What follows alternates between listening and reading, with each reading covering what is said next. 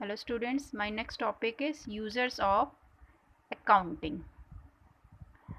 In definition of accounting, I was explained that accounting is the process of identifying, recording, measuring, and analyzing financial transaction and communicate it to its users. तो accounting में क्या होता है, जितनी भी transaction होती हैं उनको हम एनालाइज करके या फिर उन्हें आइडेंटिफाई करके रिकॉर्ड करते हैं, देन उसे क्लासीफाई करते हैं और क्लासीफाई करने के बाद उसे एनालाइज किया जाता है। एनालाइज करने के बाद जो भी फाइनेंशियल स्टेटमेंट बनाए जाते हैं वो किसी ना किसी पर्सन के साथ उन्हें कम्युनिकेट करने की ज़रूरत होती है। उसको लोगों के साथ किया जाएगा। कम्युनिकेट किन लोगों के साथ किया जाएगा, इस चीज़ के लिए हमारे पास अकाउंटिंग के यूज़र्स होते हैं कि अकाउंटिंग से रिलेटेड जो भी इंफॉर्मेशन होती है वो किन लोगों को चाहिए। तो दो टाइप के यूज़र्स होते हैं आपके पास, internal users and external users.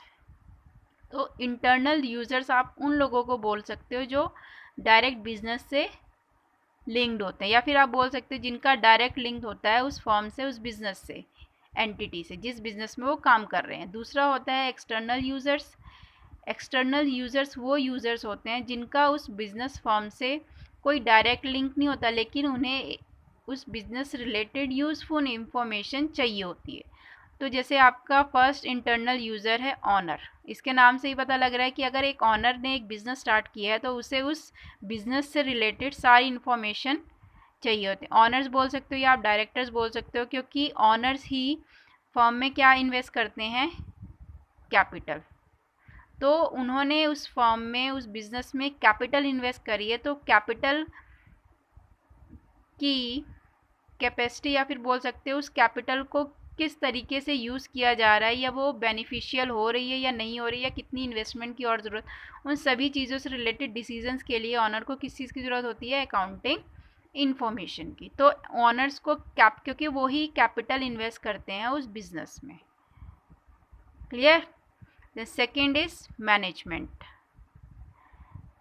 We include management, various सब मैनेजर, चीफ एग्जीक्यूटिव्स। आप बोल सकते हो कि मैनेजमेंट में वो लोग आते हैं जो बिज़नेस को मैनेज कर रहे हो। ऑनर्स ने तो कैपिटल इन्वेस्ट कर दी, लेकिन उस बिज़नेस को मैनेज करने के लिए कुछ आप बोल सकते हो मैनेजमेंट के लोग भी होते हैं, जो बोल सकते हो कि आप जस्ट अ मैनेजर। मैनेजर का क्या काम होता है कि जो भी काम उसे दिया गया उसे अच्छे से मैनेज करना।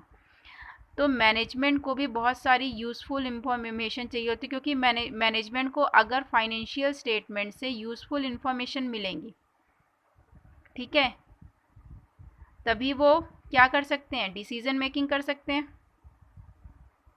तो मैनेजमेंट को क्यों चाहिए होती है, ताकि वो business related various financial information से रिलेटेड डिसीजन ले सके। ठीक है। देन नेक्स्ट है आपका डिसीजन क्यों लेना होता है, ताकि वो फ्यूचर के लिए प्लानिंग कर सके और ऑनर्स को उसके बारे में इंफॉर्मेशन दे सके कि आगे का क्या प्लान है, कितनी इन्वेस्टमेंट चाहिए, कितनी नहीं चाहिए। तो मैनेजमेंट का भी क्या काम है, यूज़फुल इंफॉर्मेशन ऑनर्स को प्रोवाइड करना। और मैनेजमेंट को क्यों चाहिए, ताकि वो डिसीजन ले सके related to the business. Then next is employees and workers. Employees and workers, they also want accounting information for their beneficial salary और वेजेस। अब वर्कर्स काम करते हैं, वर्कर्स को क्यों चाहिए होती है अकाउंटिंग इंफॉर्मेशन, क्योंकि वो वर्कर तभी उस फॉर्म में काम करेगा जब उसे अच्छी वेजेस दी जाएगी या मजदूरी दी जाएगी। और या फिर आप बोल सकते हैं कि एक एम्प्लॉय भी उस फॉर्म में तभी काम करेगा जब उस फॉर्म की फाइनेंशियल पोजीशन अच्छी होगी। एक एम्प्लॉय हमेशा ही उस फॉर्म में काम करता है जिसकी फाइनेंशियल पोजीशन अच्छी होती है। तो एम्प्लॉयज़ को इस वजह से क्या इन्फॉर्मेशन चाहिए होती है, बिजनेस रिलेटेड, और वो उन्हें किससे मिलती है, फाइनेंशियल स्टेटमेंट से। Then come to the external users. External users में आपके आते हैं बैंक। सबसे पहली चीज़ क्या आती है, बैंक।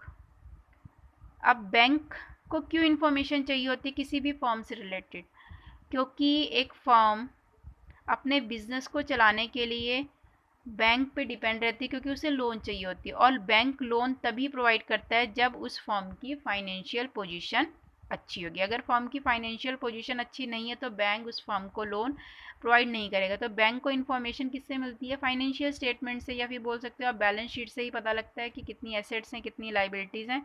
उनके बेसिस पर ही बैंक उन्हें लोन प्रोवाइड करता है। तो इस वजह से बैंक वालों को या फिर बैंकर्स को इन्फॉर्मेशन चाहिए थी, वो उन्हें किससे मिलती है? अकाउंटिंग से।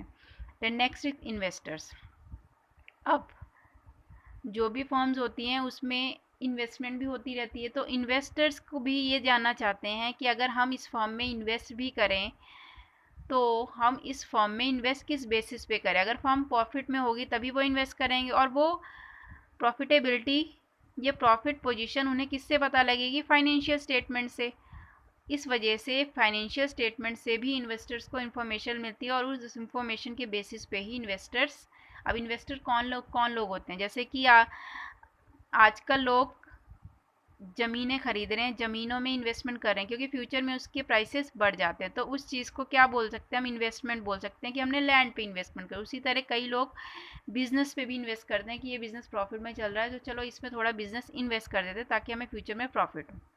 तो इन्वेस्टर्स को भी उस बिजनेस रिलेटेड इन्फॉर्मेशन चाहिए होती है, वो किससे मिलती है? फाइनेंशियल स्टेटमेंट से। देन क्रेडिटर्स कौन लोग होते हैं? दो लोग होते हैं, एक होते हैं डेटर्स, दूसरे होते हैं क्रेडिटर्स। तो क्रेडिटर्स वो लोग होते हैं जिनसे बिजनेस ने गुड्स परचेज की होती हैं। Creditors are those from which business purchase goods. वो लोग होते हैं जिससे बिजनेस ने गुड्स परचेज की होती हैं। तो इन लोगों को भी पेमेंट चाहिए होती है टाइमली, और ये टाइमली पेमेंट, ये क्रेडिटर्स मीन्स उधार देते हैं ये बिजनेस फर्म को। जो भी आप बोल सकते हो जो भी सेल कर रहे हैं बिजनेस फर्म को, उसको ये क्या कर रहे हैं? परचेज नहीं, ये सेल कर रहे हैं फर्म को। तो ये सेल क्रेडिटर तभी क्रिएट होते हैं जब क्रेडिट में सेल होती है। तो क्रेडिट में सेल अगर वो कर रहे हैं तो किस बेसिस पे कर रहे हैं? क्योंकि फाइनेंशियल स्टेटमेंट चेक करने के बाद ही वो देखते हैं कि फाइनेंशियल पोजीशन अच्छी है या नहीं। अगर अच्छी है तब वो क्रेडिटर उन फर्म को ईजिली गुड्स प्रोवाइड कर देंगे ऑन क्रेडिट। अगर पोजीशन अच्छी नहीं है तो क्रेडिटर गुड्स प्रोवाइड नहीं करेंगे किसको? फर्म को। तो वो भी उनको किससे मिलती है? अकाउंटिंग इन्फॉर्मेशन से, अकाउंटिंग फाइनेंशियल स्टेटमेंट से। देन नेक्स्ट है आपका गवर्नमेंट। अब गवर्नमेंट को क्यों इन्फॉर्मेशन चाहिए होती है? गवर्नमेंट को क्यों चाहिए? क्योंकि गवर्नमेंट को तो टाइमली टैक्स चाहिए ना। अगर बिजनेस फर्म टैक्स नहीं पे करेगी तो गवर्नमेंट को टैक्स लाइबिलिटी पे नहीं करेगी, तो गवर्नमेंट को भी उससे रिलेटेड इन्फॉर्मेशन किससे मिलती है? अकाउंटिंग स्टेटमेंट से या फाइनेंशियल स्टेटमेंट से। गवर्नमेंट को टाइमली टैक्स पेमेंट या टैक्स लाइबिलिटी पे करने के लिए भी इंफॉर्मेशन चाहिए होती है, वो किससे मिलती है? फाइनेंशियल स्टेटमेंट से। देन रिसर्चर्स, कई लोग कई बिजनेस फॉर्म पे रिसर्च कर रहे होते हैं, तो उन रिसर्चर्स को उनके फाइनेंशियल पोजीशन से रिलेटेड वेरियस इंफॉर्मेशन चाहिए होती है। वो इन्फॉर्मेशन किससे मिलती है? फाइनेंस, क्योंकि रिसर्च बेसिस पे ही वो अपने थीसिस लिखते हैं कि अच्छा चल रहा है, ख़राब चल रहा है, कुछ कर रहा है, तो उस बेसिस पे ही उनको इन्फॉर्मेशन किससे मिलती है? फाइनेंशियल स्टेटमेंट से। Then last is public.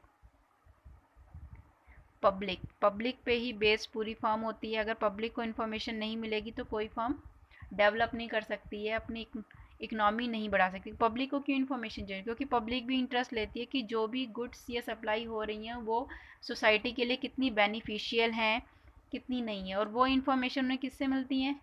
Financial statement से। क्लियर? तो दो टाइप के यूज़र्स होते हैं। इंटरनल यूज़र जिसमें ऑनर, मैनेजमेंट, एम्प्लॉयज़ और वर्कर्स आते हैं, और एक्सटर्नल यूज़र वो लोग होते हैं जिनका लिंक तो कोई नहीं होता डायरेक्ट, लेकिन उनको भी इंफॉर्मेशन चाहिए होती है उस फॉर्म से रिलेटेड। वो किससे मिलती है? अकाउंटिंग स्टेटमेंट, जिसमें बैंक आ जाएंगे, आपके इन्वेस्टर्स आ जाएंगे, क्रेडिटर्स आ जाएंगे, government, researchers and public. Clear? I hope you all will understand. Thank you.